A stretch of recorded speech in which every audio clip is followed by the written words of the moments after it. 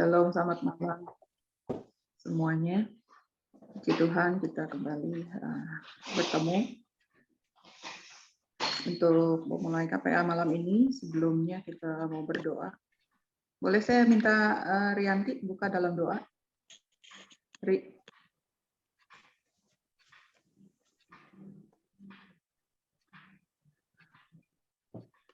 Rianti standby.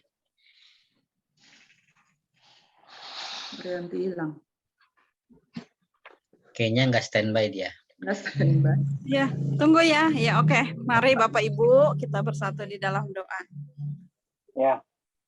Allah Bapa kami yang di surga, selamat malam ya Tuhan. Terima kasih buat pimpinan Engkau Tuhan di dalam kehidupan setiap kami anak-anak-Mu ya Tuhan. Di mana pada malam ini kami boleh kembali diberikan anugerah untuk belajar Alkitab Tuhan dalam kelompok KPA ya Tuhan. Kami percaya Roh Kudus-Mu memberikan hikmat bagi kami semua. Sehingga firman Tuhan yang kami sudah pelajari Tuhan, boleh kami mengerti dan juga kiranya firman Tuhan juga boleh menjadi berkat bagi kami semua.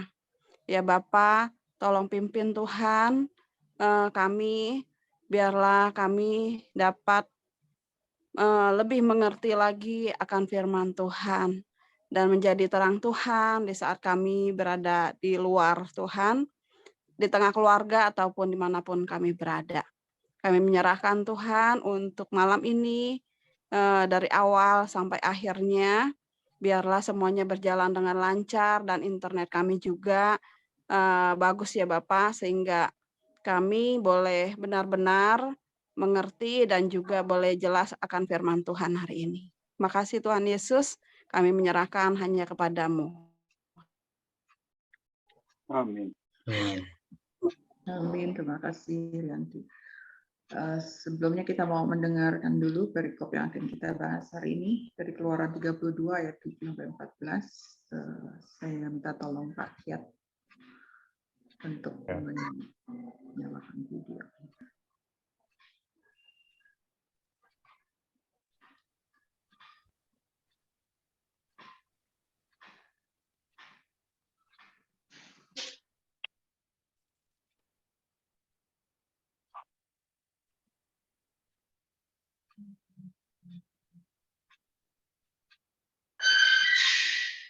Pembacaan dari Kitab Keluaran pasal 32 ayat 7 sampai dengan ayat 14. Berfirmanlah Tuhan kepada Musa, "Pergilah, turunlah, sebab bangsamu yang kau pimpin keluar dari tanah Mesir telah rusak lakunya. Segera juga mereka menyimpang dari jalan yang kuperintahkan kepada mereka. Mereka telah membuat anak lembu tuangan, dan kepadanya mereka sujud menyembah dan mempersembahkan korban sambil berkata, 'Hai Israel, inilah Allahmu yang telah menuntun engkau keluar dari tanah Mesir.'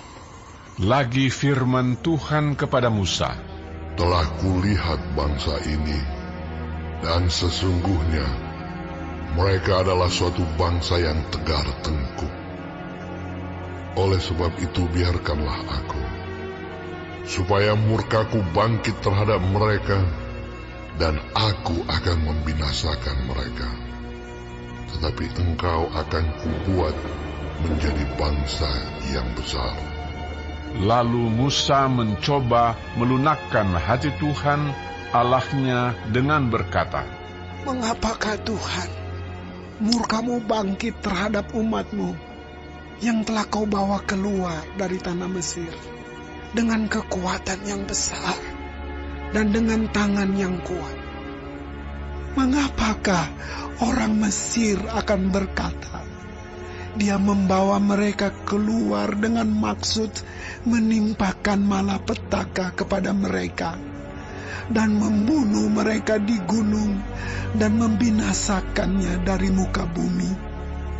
Berbaliklah dari murkamu yang bernyala-nyala itu dan menyesallah karena malapetaka yang hendak kau datangkan kepada umat-Mu.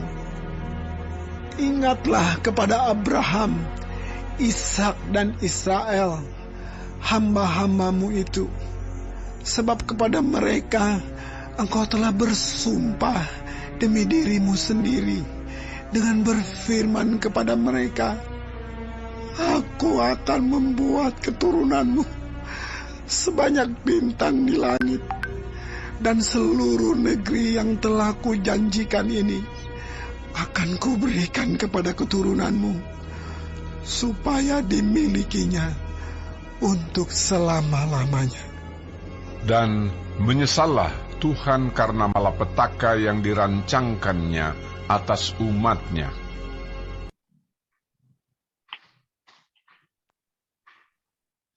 Ya, terima kasih Pak Kiat. Ya. Bapak Ibu yang terkasih. Minggu lalu kita udah membahas ya, berdiskusi banyak tentang perikop hari ini. Hari ini kita akan mendengarkan presentasi dari kelompok Berea, Raja-Raja dan Eklesia, dan kita akan mendengarkan eksposisi dari kelompok Antioquia. Untuk presentasi yang pertama, saya persilakan untuk kelompok Raja-Raja. Silakan. Oh, Raja-Raja ya? Iya, Pak Petra. Oke, bentar.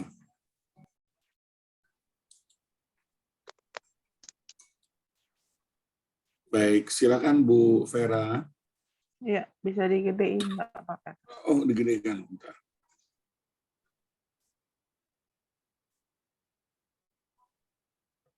Kelihatan Bu Vera? Iya, cukup Pak. Ya, terima kasih. Ya, terima kasih. Selamat malam Bapak Ibu. Kami dari kelompok Raja-Raja akan menyampaikan presentasi pada malam hari ini dari perikop Keluaran 32 ayat 7 sampai 14. Negaranya Allah murka tapi juga Allah yang pengasih. Pulau 1, Allah murka dari ayat 7 sampai ayat 10a. Kota penjelasan. Musa diutus Tuhan untuk memimpin bangsa Israel keluar dari tanah Mesir menuju tanah perjanjian, yaitu tanah Kanaan. Seringkali bangsa Israel melakukan kesalahan yang membuat Tuhan murka. Pada ayat 10a dikatakan bahwa murka Allah bangkit terhadap mereka dan akan membinasakan bangsa Israel. Pada ayat 7-9, hal-hal yang membuat Allah murka terhadap bangsa Israel adalah bahwa bangsa Israel telah rusak lakunya. Ayat 7, bangsa Israel telah menyimpang dari jalan yang diperintahkan Allah, telah membuat anak lembu tuangan. 8a, bangsa Israel sujud, menyembah, dan mempersembahkan korban kepada patung lembu dengan berkata, Hai Israel, inilah anakmu yang telah menuntun engkau keluar dari tanah Mesir. Ayat 8b, bangsa Israel adalah bangsa yang tegar tengkuk. Ayat 9. Ilustrasi, orang tua, ayah atau ibu, pasti akan menegur anaknya jika melakukan kesalahan yang masih dapat ditolerir. Tapi bagaimana jika anak tersebut melakukan kesalahan yang fatal dan selalu melakukan hal yang sama? Misalkan narkoba, tawuran, mabok, merampok, dan sebagainya. Hal tersebut membuat orang tua tidak cukup sekedar menegur, tetapi juga akan murka dan mungkin akan memberikan hukuman untuk membuat efek jerak pada anaknya, misalnya penjara, agar tidak melakukan kejahatan lagi. Aplikasi, jangan bangkitkan amarah Tuhan, kembalilah kepada segala perintah dan jauhi larangannya. Global view-nya diambil dari Yohanes 3 ayat 36, barang siapa percaya kepada anak, ia beroleh hidup yang kekal. Tetapi barang siapa tidak taat kepada anak, ia tidak akan melihat hidup, melainkan murka Allah tetap ada di atasnya. Dan Ulangan 6 ayat 14-15, janganlah kamu mengikuti Allah lain dari antara Allah bangsa-bangsa sekelilingmu.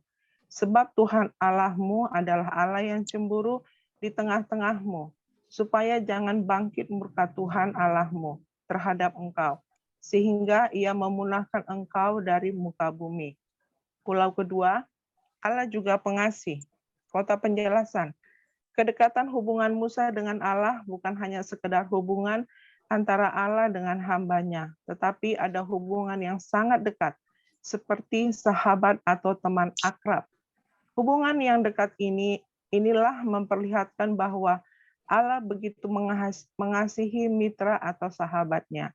Allah juga mau mendengarkan permohonan sahabatnya Musa yang mencoba melunakkan hati Tuhan Allahnya dengan berkata, Tuhan yang telah membawa keluar umatnya dari tanah Mesir dengan kekuatan yang besar dan dengan tangan yang kuat. Ayat 11b, orang Mesir akan berkata, dia membawa mereka keluar dengan maksud menimpakan malapetaka dan membunuh mereka di gunung dan membinasakan dari muka bumi. Ayat 12a, berbaliklah dari murkanya Allah dan menyesallah karena malapetaka yang hendak kau datangkan kepada umatmu. 12b.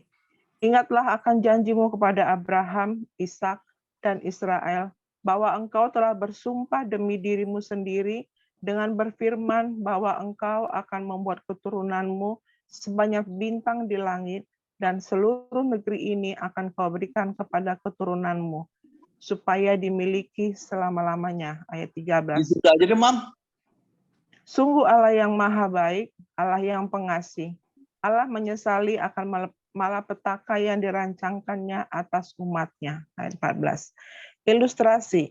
Di dalam keluarga, biasanya terdiri dari ayah, ibu, dan anak, ada keterikatan, mitra atau teman, kebersamaan dan saling menasehati di antara satu sama lain dapat terjadi ketika seorang ayah marah pada anaknya. Maka seorang ibu akan berusaha meredakan amarah sang ayah. Demikian sebaliknya, seorang ayah akan meredakan amarah ibu ketika menegur anaknya. Begitu juga seorang anak akan berusaha untuk mempersatukan ayah ibunya ketika ada perselisihan atau pertengkaran, sehingga tercipta keluarga yang saling memaafkan dan mengasihi.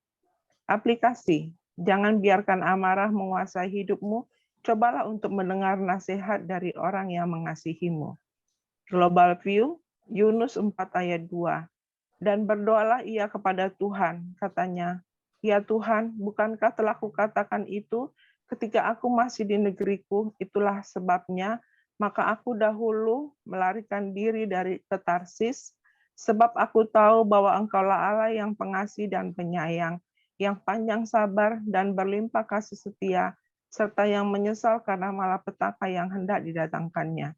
Yeremia 26 ayat 13, oleh sebab itu, perbaikilah tingkah lakumu dan perbuatanmu, dan dengarkanlah suara Tuhan Allahmu, sehingga Tuhan menyesal akan malapetaka yang diancamkannya atas kamu.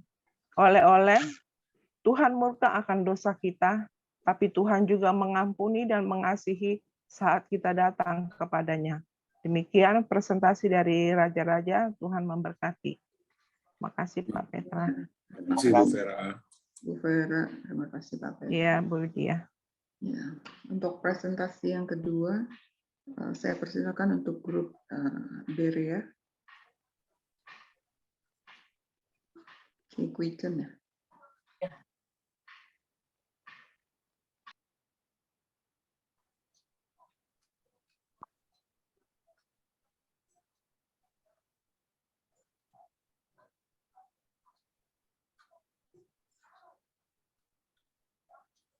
Cikwichen siapa yang ini tampilkan? Alda katanya bisa, tapi kita tahu ya, udah masuk atau belum? Alda nggak ada? Oh nggak ada. Oh Petra ada, tolong udah ada di KPA kok. Oke, coba saya ambil dulu ya. Ya. Kata Alda katanya internetnya lagi kurang bagus.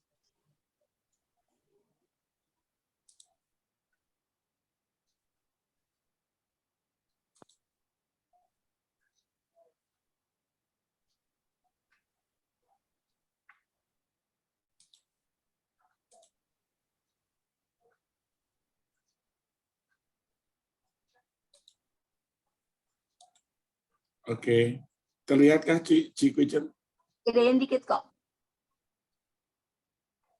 Ya, cukup. Oke. Selamat malam Bapak Ibu, saya dari mewakili kelompok Berea untuk membacakan presentasi dari perikop Keluaran 32 ayat 7 sampai 14. Negara, mendua hati akan mendatangkan murka Allah, karena itu berdoalah untuk meminta pengampunannya. Pulau 1, mendua hati mendatangkan murka Allah. Kota Penjelasan ayat 7 sampai 10. Tuhan menyuruh Musa turun dari Gunung Sinai karena bangsa Israel telah rusak lakunya, ayat 7.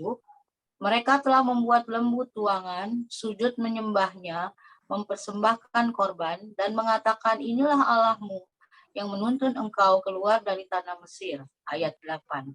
Bangsa Israel adalah bangsa yang tegak tengkuk, ayat 9. Oleh karena itu, Tuhan murka dan akan membinasakan bangsa Israel. Tetapi Musa akan menjadi bangsa yang besar, ayat 10. Kota ilustrasi, Bapak Ari adalah ketua majelis di sebuah gereja. Dia mempunyai seorang anak yang bernama Tony. Tony sejak batita telah bersekolah minggu hingga remaja saat ini. Tapi ada berita yang bagaikan petir di siang hari, ternyata Tony terlibat masalah narkoba.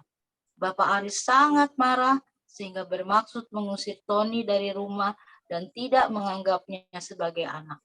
Kota aplikasi, Tuhan telah begitu mengasihi kita, jadi janganlah membuat Tuhan murka dengan menyembah kepada ilah lain. Global View, Keluaran 34 ayat 14. Sebab janganlah engkau sujud menyembah kepada Allah lain, karena Tuhan yang namanya cemburuan adalah Allah yang cemburu. Pulau 2, berdoalah untuk meminta pengampunannya. Kota Penjelasan ayat 11 sampai 14. Musa mencoba melunakkan hati Allah dengan berkata, jangan murka terhadap umat Israel yang telah kau bawa keluar dari tanah Mesir dengan kekuatan besar. 11. Orang Mesir akan berkata, dia yang membawa mereka keluar dengan maksud untuk membinasakan mereka. Oleh karena itu, Musa meminta agar Tuhan tidak menimpakan malapetaka kepada Israel. Ayat 12. Musa juga mengingatkan akan janji Tuhan untuk membuat keturunan Abraham, Ishak dan Israel sebanyak bintang di langit dan negeri yang akan diberikan untuk dimiliki selama-lamanya. Ayat 13. Setelah mendengar semua itu, menyesallah Tuhan karena malapetaka yang dirancangkannya atas umatnya. Ayat 14. Kota ilustrasi. Ibu Tony mendengar hal itu, berusaha melunakkan hati Pak Ari. Istrinya menceritakan kembali bagaimana dengan susah dan waktu yang lama mereka bisa mendapatkan Tony. Bukankah kita harus mendampingi Tony untuk lepas dari jerat narkoba? Jika Tony jauh dari kita, ia malah akan semakin terperosok. Setelah mendengar itu semua, maka Bapak Ari pun mengurungkan niatnya untuk mengusir Tony. Kota aplikasi, ketika kita melakukan kesalahan, berdoalah kepada Tuhan untuk memohon belas kasihan dan pengampunannya. Global View 2 Timotius 2 ayat 13, jika kita tidak setia, dia tetap setia karena dia tidak dapat menyangkal dirinya.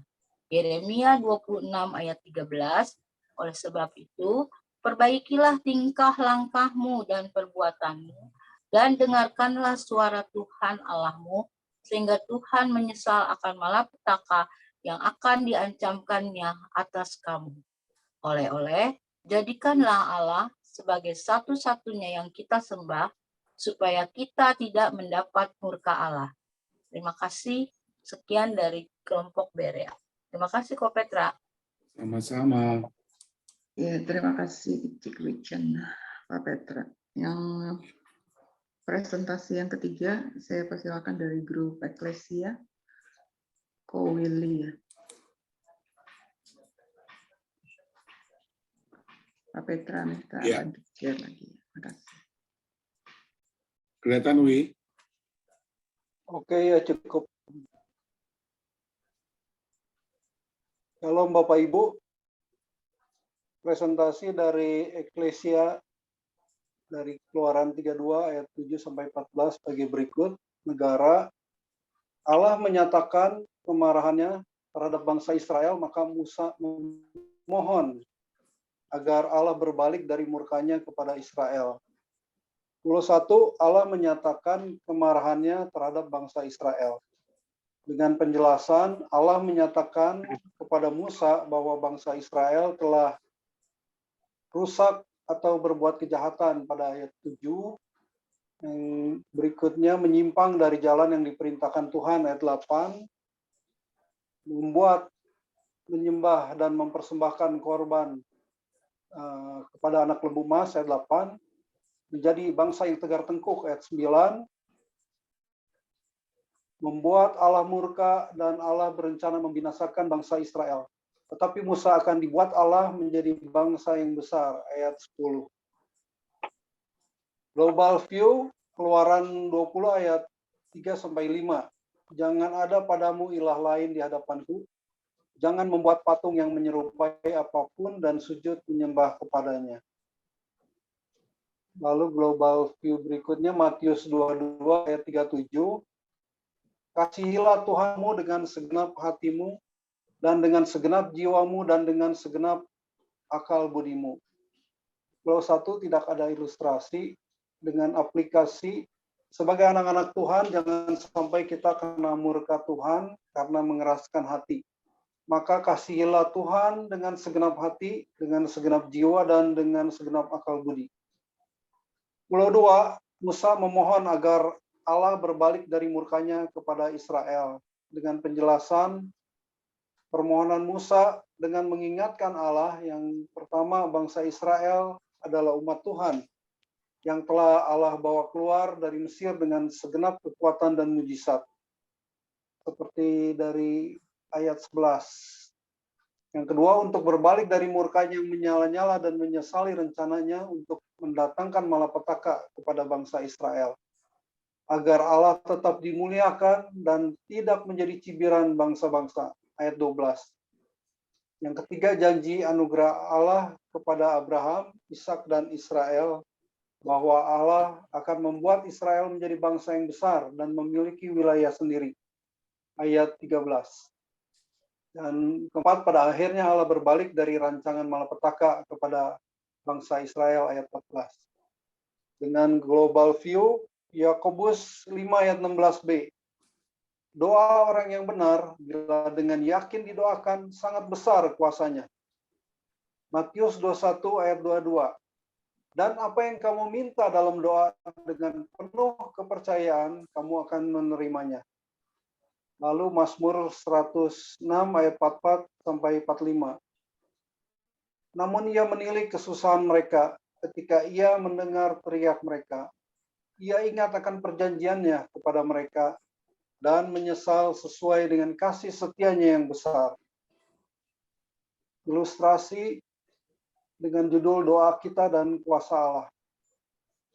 Ketika kita berdoa bagi orang lain, berarti kita telah menjadi rekan sekerja Allah dalam karya penyelamatan, penyembuhan, penghiburan, dan keadilannya. Allah memang dapat mengerjakan semuanya itu tanpa bantuan kita. Tetapi dalam rencananya, dia memberikan hak istimewa kepada kita agar dapat ikut terlibat dalam karyanya melalui doa. Ketika kita mendoakan cucu kita yang berada dalam kesulitan, seorang ibu yang harus menjalani operasi, seorang tetangga yang membutuhkan Kristus, atau seorang pendeta yang butuh dikuatkan. Berarti kita sedang memohon agar Allah memberikan apa yang mereka butuhkan yang tidak dapat kita berikan. Kita bertindak sebagai perantara yang memohon agar Allah mengarahkan kuasanya kepada mereka. Dalam bukunya yang berjudul Prayer atau Doa, Holland Hellesby menggambarkan cara kerja doa. Kuasa ini begitu besar dan bergerak ke segala arah. Karena itu, yang harus kita lakukan saat berdoa hanyalah menunjuk kepada orang atau hal-hal tertentu yang kita ingin kuasa Allah berlaku atasnya. Lalu dia, Allah yang punya kuasa, akan mengarahkan kuasanya ke tempat yang diinginkan. Aplikasi jadilah pendoa syafaat bagi orang di sekitar kita. Oleh-oleh, kasihilah Tuhan dengan segenap hati, dengan segenap jiwa, dan segenap akal budi, dan jadilah pendoa syafaat bagi orang-orang di sekitar kita. Demikian presentasi dari kelompok Eklesia. Terima kasih. Terima kasih Pak Petra, Bu Sama-sama, Widya. Wiri. Ya, terima kasih. Ko Willy, Pak Petra. Untuk yang terakhir kita akan mendengarkan presentasi dari grup Antioquia. Eksposisi, siapa yang mau menyampaikannya? Silakan. Saya, Bu. Oh ya, Pak Asikin, silakan. Ya, makasih Bu Wid. Saudara-saudara sekalian, selamat malam. Malam ini kita diberi tugas untuk belajar mengenai perikop Keluaran 32 ayat 7 sampai dengan 14. 8 ayat. Dan yang harus kita pelajari secara teori adalah gagasan. Apa gagasannya dari Keluaran 32 8 ayat ini? Ternyata gagasannya adalah biasa orang Israel terhadap Tuhannya. Ada konflik. Dari awal pertama ayat ke-7 sudah dikatakan Tuhan marah. Konon puncaknya Tuhan marah itu karena melihat jemaatnya menyembah berhala lembu muda jantan yang dibuat dari emas. Mereka meminta bantuan Harun untuk membantu membuatkan berhala itu untuk mereka sembah. Kemudian berikutnya dari ayat 11, Musa punya inisiatif bahwa Musa mau menaklukkan hati Tuhan. Katanya mau menaklukkan hati Tuhan. Terus Musa ngomong, kalau kita perhatikan omongan yang dilakukan Musa itu biasa-biasa aja. Sebelum Musa ngomong segala macam, Tuhan juga udah tahu apa yang Musa bakal omongin kepada dia, kepada Tuhan. Tapi Tuhan silakan Musa ngomong. Dan Musa lalu ngomong ini, itu. Paling lama 3 menit lah barangkali. Akhirnya di ayat penutup, ayat ke-14, setelah mendengar apa yang dikatakan Musa, Tuhan menyesal atas sikapnya untuk menghakimi anak-anaknya. Jadi gagasan yang bisa kita ambil dari perikop ini adalah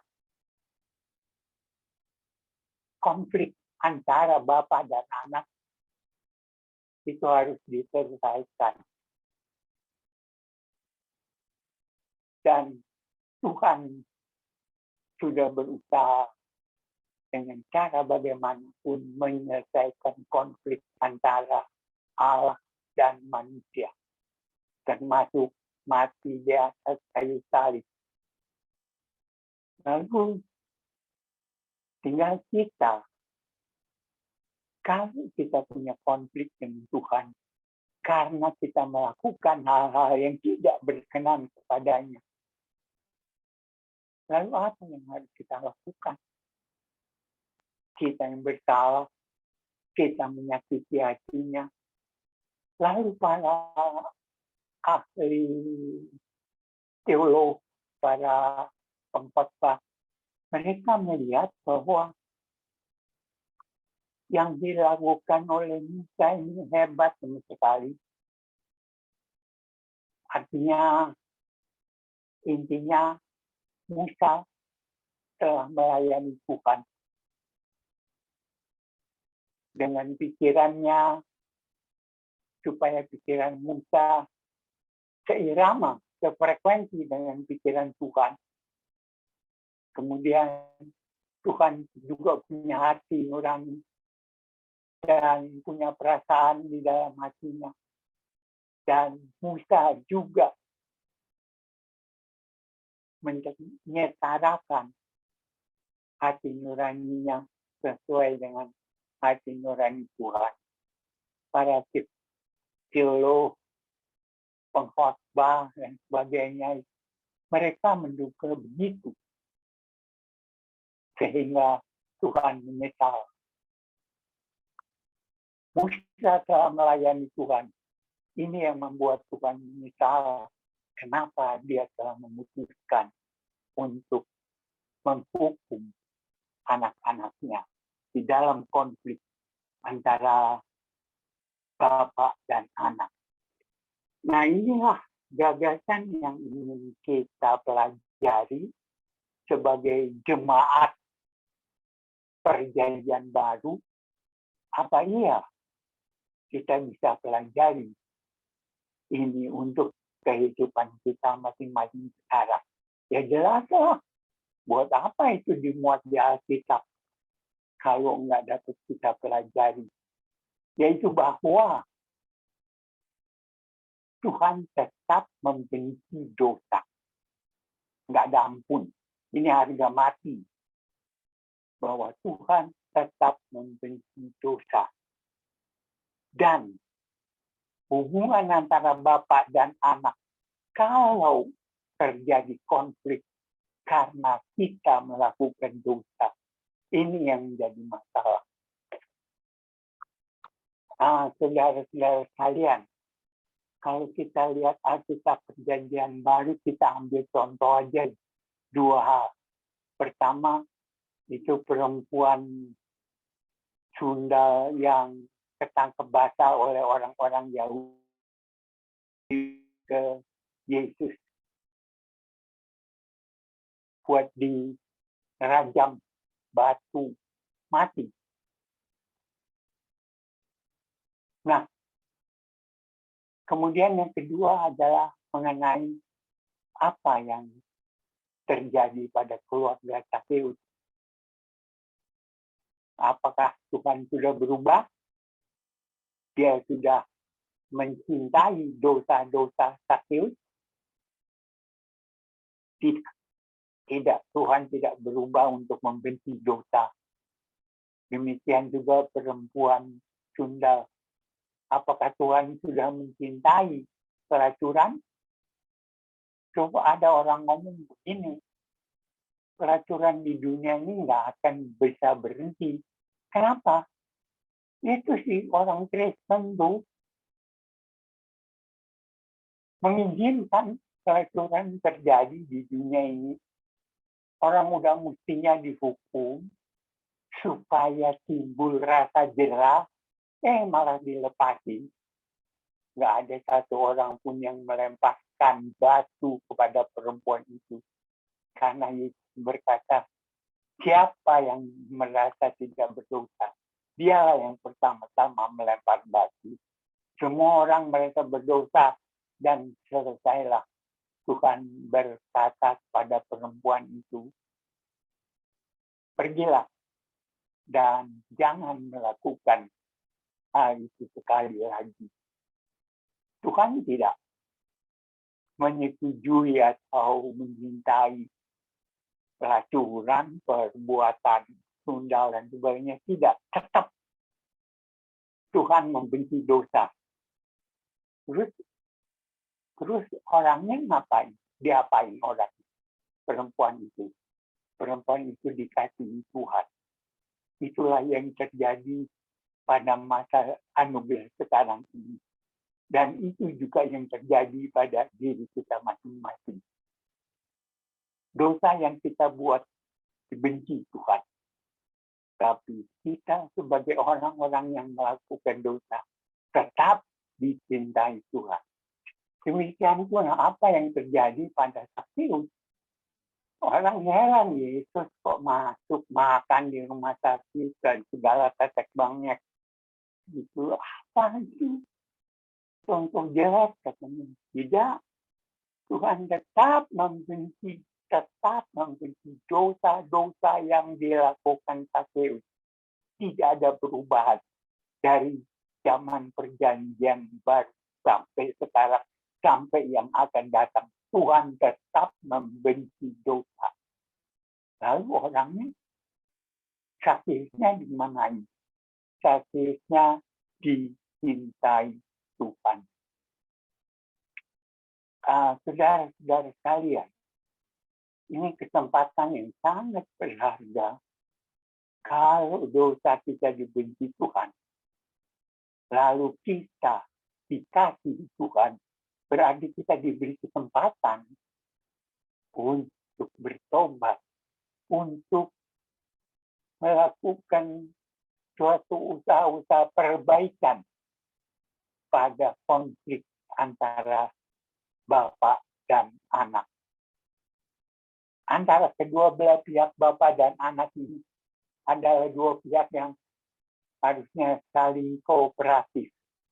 Dan itu sudah ditunjukkan oleh Tuhan dalam melakukan hal-hal bagaimana mengatasi konflik-konflik antara bapak dan anak.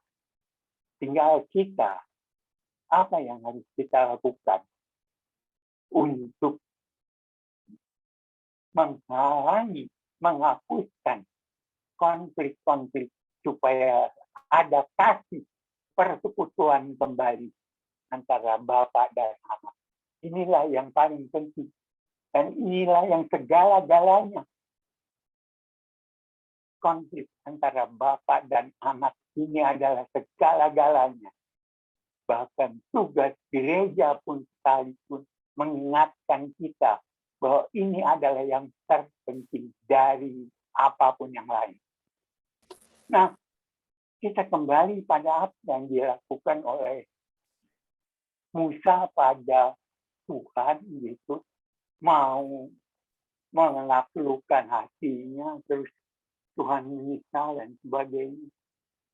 Kalau kita bisa melakukan apa yang dilakukan Musa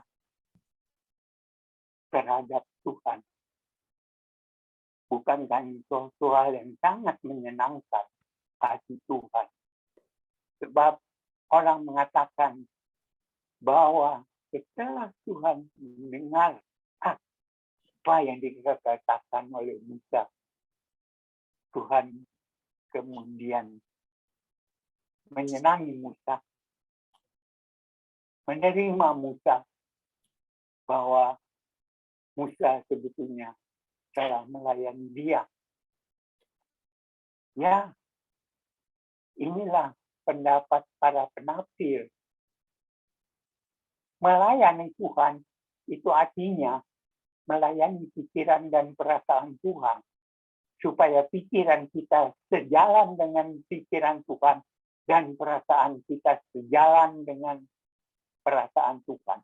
Itu yang dilakukan Musa, sehingga menyebabkan Tuhan Musa, kalau Musa adalah manusia biasa, meskipun dia nabi. Nah, saudara-saudara sekalian, kita bisa belajar dari perikop ini bahwa apa yang dimaksud dengan dosa adalah pikiran, perkataan, dan perbuatan yang tidak sesuai dengan pikiran Tuhan. Ini kita belajar dari perikop ini. Sedangkan kalau yang sebaliknya, pikiran, perkataan, dan perbuatan yang sesuai dengan pikiran dan perasaan Tuhan, itulah yang kita sebut iman, percaya. Yohanes 3:16, orang sering menanyakan percaya yang bagaimana sih? Yang berkenan bisa menyelamatkan kita. Percaya yang merupakan suatu perbuatan yang berkenan kepada pikiran Tuhan. Nah, inilah yang bisa kita pelajari, saudara-saudara sekalian, pada malam hari ini. Mari kita terapkan dalam hidup kita. Bahwa melayani Tuhan itu adalah melayani kehendaknya.